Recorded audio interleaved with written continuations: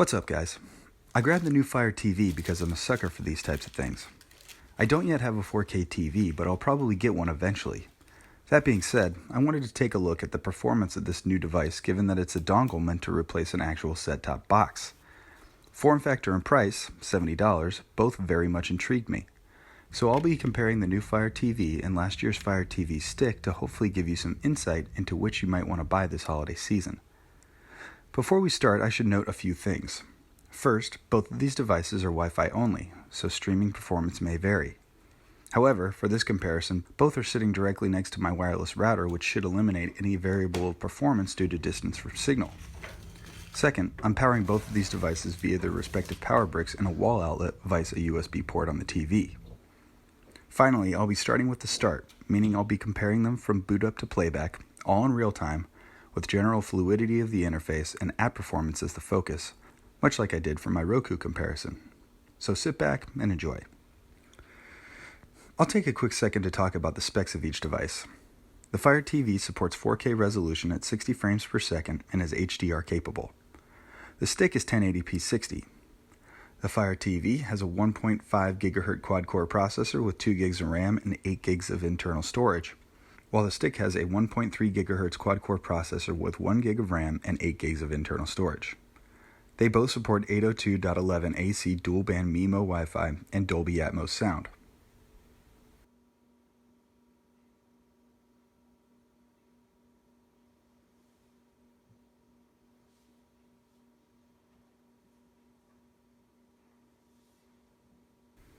As you can see, the new Fire TV boots a bit quicker than the Fire TV stick, as expected.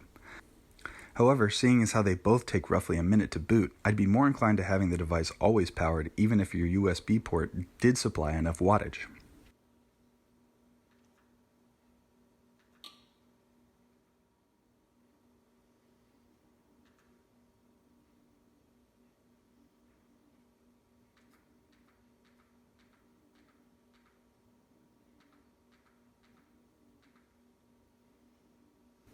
The interfaces for both seem pretty responsive.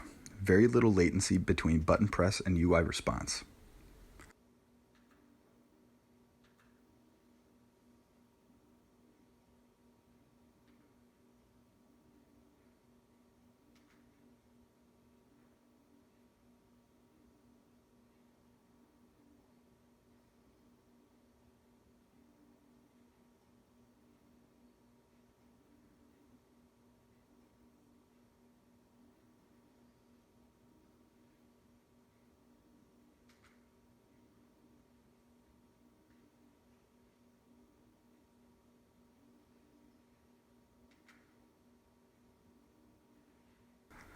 As you can see, the Movies Anywhere app opens slightly quicker on the new Fire TV, but once inside the app, both devices perform basically the same, launching and loading content at the same speed. The stick may seem to operate slightly faster, but realize that I've got a remote in each hand, and my button presses may be slightly off. Even backing out of the app seems similar on both devices.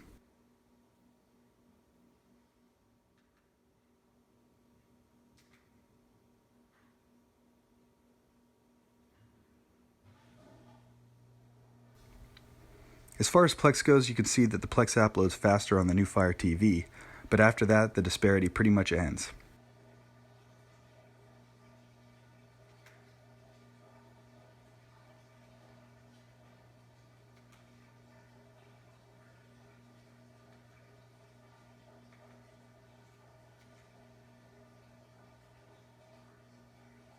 Yes, the Fire TV stick loaded Mad Max faster than the Fire TV when resuming from a specific time, but I suspect that that was an anomaly.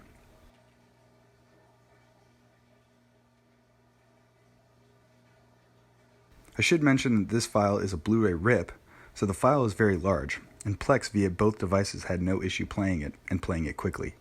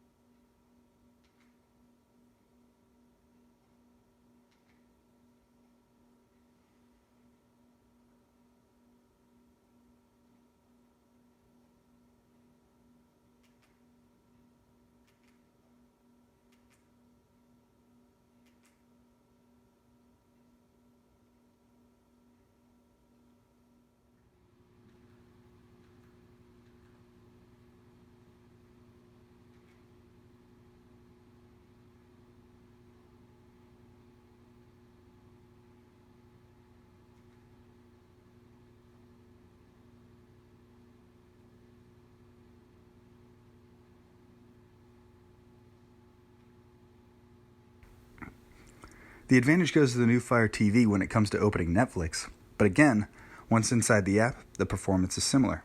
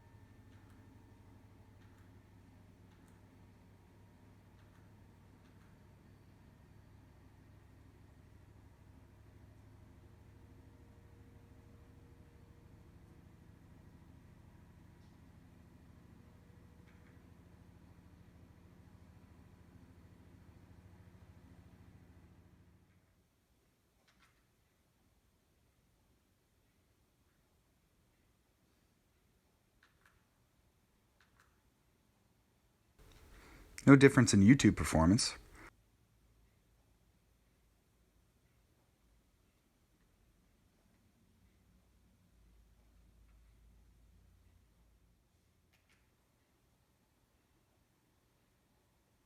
I'll note that Amazon devices still don't have a true YouTube app.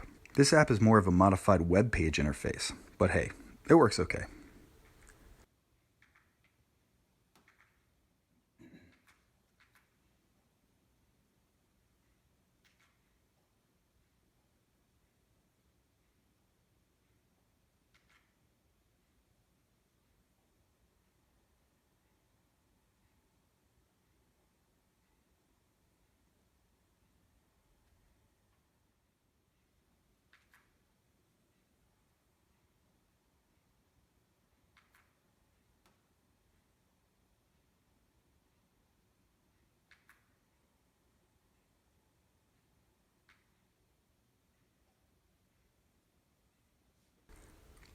Playback controls operate identically between the two devices when playing back Amazon video content.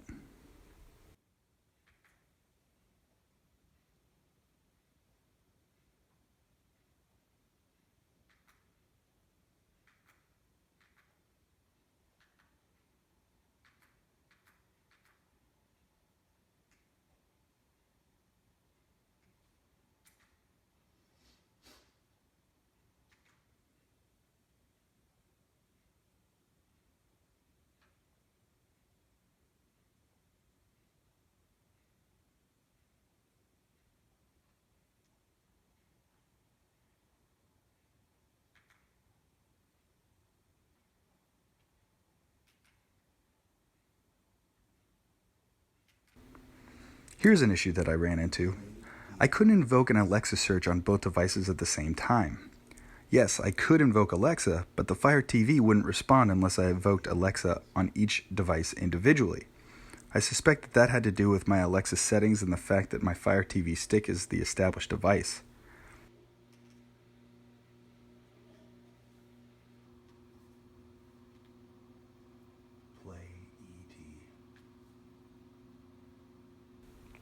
I could have edited this out to make it look like both were responding at the same time, but I figured it was something someone might be interested in knowing, although who on earth would try to use Alexa on two devices at the same time, I do not know.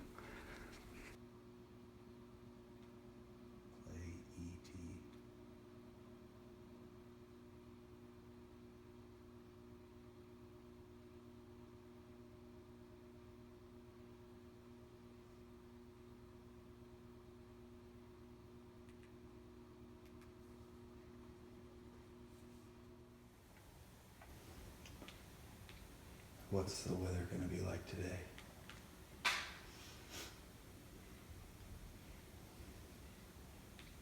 What's the Who is Navy playing tonight?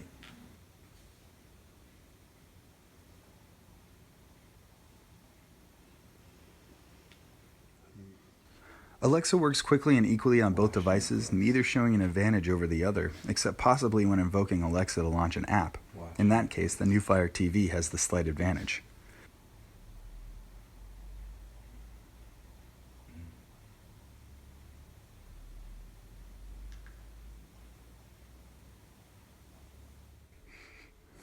The last thing I wanted to show you is live TV. I use the HD Home Run Extend and the HD Home Run app. Neither of these Fire TV devices seems to outperform the other in any significant way. It seems they both have some drop frames here and there, but as far as load times, the advantage goes ever so slightly to the Fire TV. Overall, I'd say that the Fire TV 3rd Gen is a decent device, but not by any means a vast improvement over the streaming box it's replacing, nor is it vastly superior in performance to its younger brother, the Fire TV Stick, which I think is odd. Now, if you're looking for a good 4K streamer, I don't think you can go wrong with this, especially for the price. But you could probably find the previous generation of the Fire TV refurbished somewhere for the same price and be just as satisfied. And if you're not looking for 4K streaming and are satisfied with 1080p resolution, then go for the Stick. It's cheaper by $30, and as you can see, it doesn't really pale in comparison at all. So that's my assessment of the new Fire TV. What do you think? Let me know by liking, subscribing, and commenting. And as always, thanks for playing along.